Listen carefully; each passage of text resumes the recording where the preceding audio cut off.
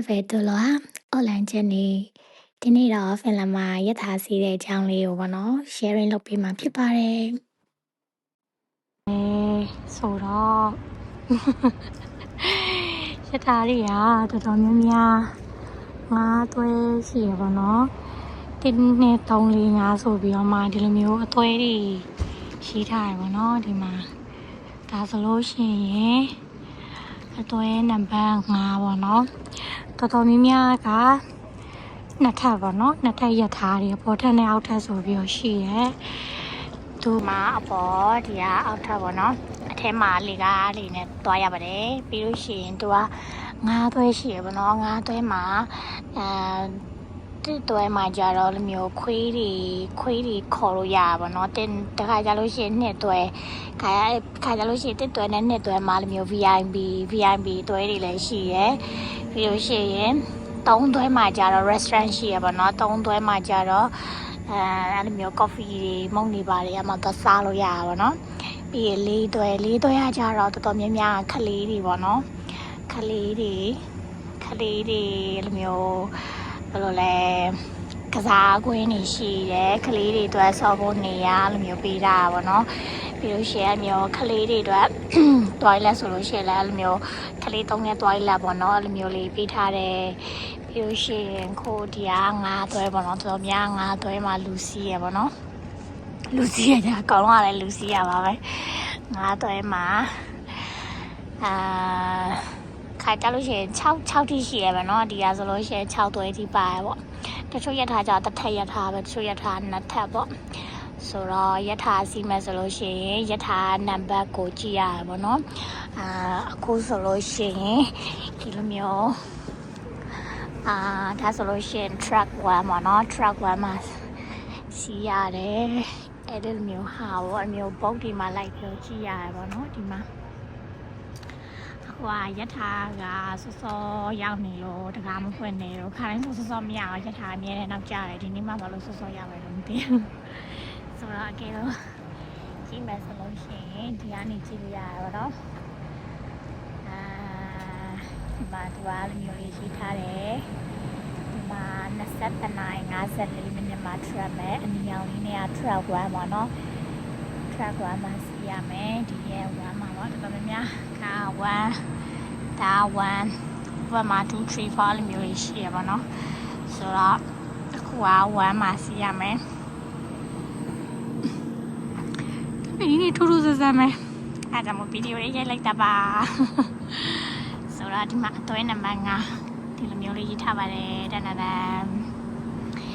ဆိုတော့ရထားနံပါတ်က IC 8ခွန်တောင်းပါနော်ဆိုတော့လက်မှတ်မှာကြည့်ပြီးတော့မှအပေါ်ထက်လားအောက်ထက်လားဆိုလဲရေးထားပါတော့လက်မှတ်မှာအပေါ်ထက်ဆိုလဲအပေါ်ထက်သွားအောက်ထက်ဆိုလဲအောက်ထက်ပေါ့အဲ့လိုမျိုးလေးပါဆိုတော့အခုကငါသွဲရဲ့အပေါ်ထက်မှာစီးရမှာပေါ့နော်အပေါ်ထက်မှာစီးရမှာဆိုတမျိုးtoilet တွေပေးထားပါတယ်ဒါကလေညနေရောက်ပြီးမလို့ toilet နဲတော့မကြည့်လိုက်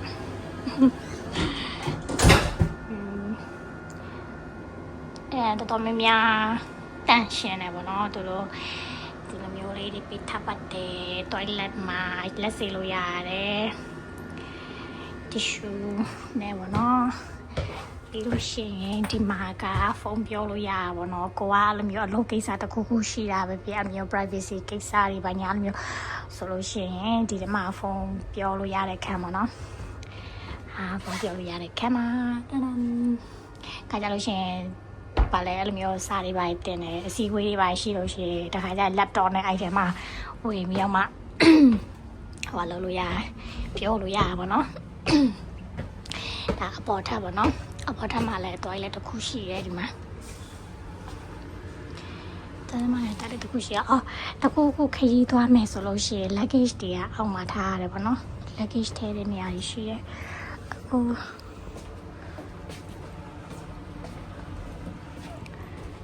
ခုံနံပါတ်က65ဆိုတော့ခုံနံပါတ်လိုက်ရှာရမယ်ပေါ့နော်ဒီမှာ87ဒီမှာခုံနံပါတ်လေးရေးထားပါနော်69 80ဆို65ရှိမှာပေါ့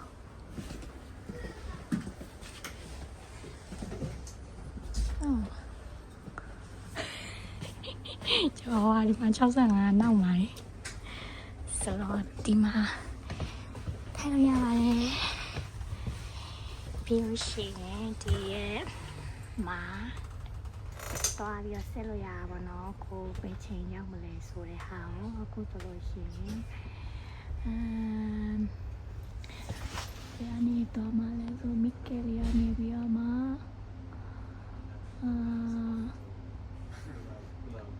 ဒါမပြောင်းရသေးဘူးဒီလားဒါမပြောင်းရသေးဘူးအလားမားနေရမော်နီတာလေးမီကယ်လီယာနေပြန်စမှကြီးဆိုလို့ရှိရင်အနည်းဆုံးက45မိနစ်ပေါ့နော်45မိနစ်ခါကြလဲမိနစ်40အဲ့လောက်ပဲကြာပါတော့မိနစ်35 40အဲ့ကြားထဲမှာပေါ့နော်အဲ့လိုမျိုးတွားပြီးချက်လို့ရပါတယ်ဒီမှာကဖုန်းကတင်လို့ရတဲ့နေရာလေးပေါ့နော်ဒီမှာပလက်ပေါက်လေးရှိရဲဒီမှာဖုန်းကတင်လို့ရတယ်ပြီးရင်ဒီမှာကိုတခုခုစားပြီးပြီဆိုလို့ရှိရင်ဒီမှာကြိုးအမိုက်ထည့်လို့ရပါတော့ဒါအမိုက်ဖြစ်တဲ့နေရာဒါဒီလိုမျိုးချက်လို့ရပါတယ်ဒီမှာစာရေးဖို့အစားလို့ရတယ်စာရေးလို့ရတဲ့ခုံလေးပေါ့နော်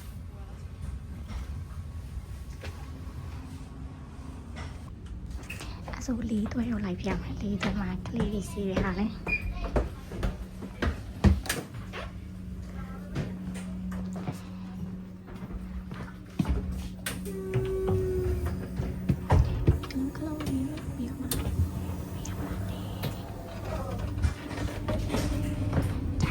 တွဲရောက်ပြီပေါ့နော်လေးတွဲမှာအပေါ်ထန်းအောင်ထွက်ရှိရပေါ့နော်ဒီမှာကြည့်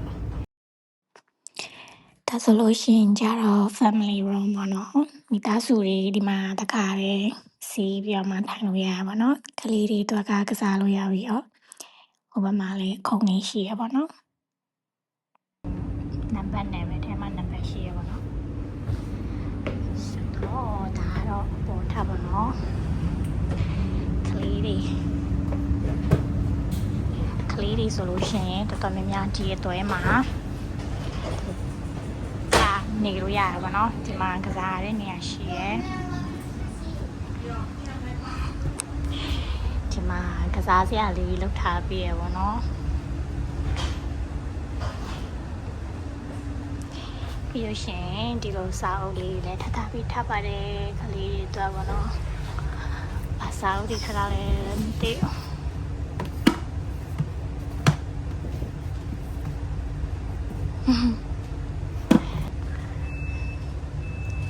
ဆိုတော့ဒါကလေးတွေ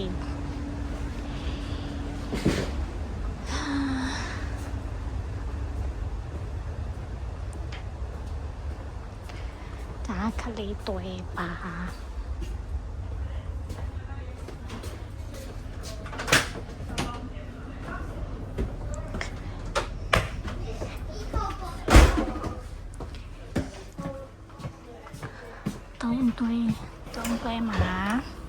တုံးတွဲမှာကစားတော့ဆိုင်ရှိရပါတော့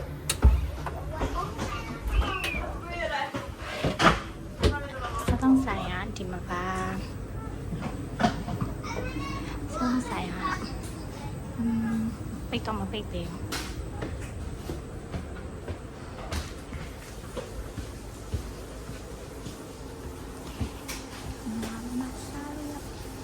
ဒီမှာမစားလို့ရတာပေါ့နော်ဘိုက်စားလို့ရှိရင်ဒီမှာကော်ဖီတို့တော်တော်များများကော်ဖီရတယ်ကကာအိုရတယ်အယ်ကိုဟော်ရတယ်ဒီမှာမန်နူလေးရေးထားတယ်ဒီမှာပြန်နေလာကခရီးလေးစားလို့ရအောင်လည်းရေးထားတယ်လက်စီလဲဆိုပြီးတော့ဆလာတီရတယ်ဒီမှာထိုင်ပြီးတော့စားလို့ရတယ်ပေါ့နော်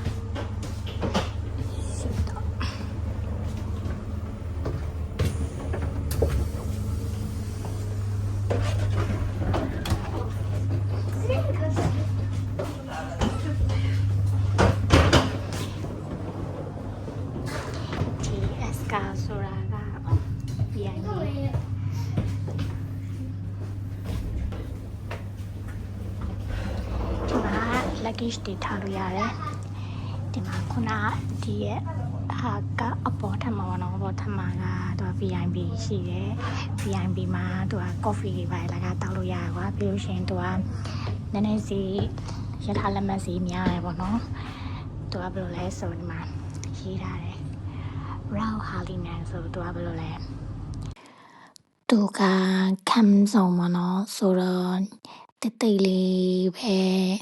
နေလို့ရတဲ့နေရာပေါ့နော်ဆယ်လိုမျိုးဖုန်းတွေပါကြီးကြည့်ပြောလို့မရဘူးပြီးလို့ရှိရင်ဖုန်းတစ်ချက်နေပါဆိုလဲနှစ်ချက်နဲ့ပဲနားထောင်လို့ရတဲ့နေရာပေါ့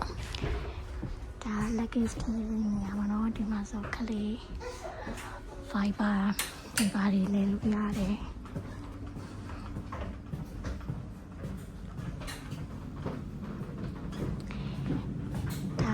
စပိန်ထားတဲ့နေရာပေါ့နော်ကိုကစပိန်ဖလာလို့ရှိရင်ဒီနားမှာထားလို့ရတာပေါ့နော်ဒါပေမဲ့ဒါကလည်းလက်မှတ်ဝယ်ရတယ်စပိန်ထားဖို့တော့လေကိုကစပိန်ထားမယ်ဆိုပြီးတော့မှလောက်ထားပြီဆိုလို့ရှိရင်စပိန်ပိုးပါပေးရတယ်ပေါ့နော်